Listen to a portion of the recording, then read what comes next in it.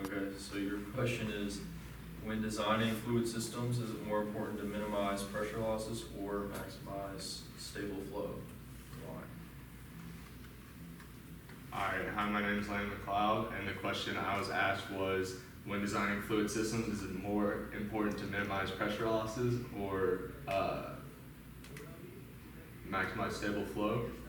Okay, so I think that both of these things are important things to consider whenever you're designing fluid systems.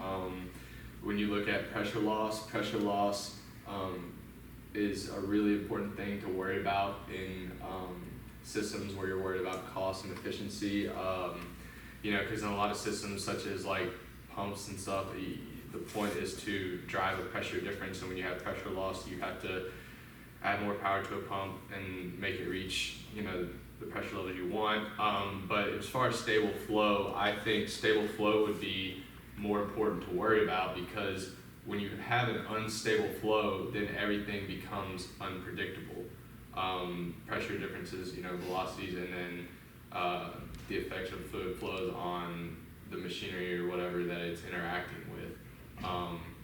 So I think that though pressure loss is important, when you have pressure losses that are greater than what you want, you still have the system that's working in a somewhat predictable way.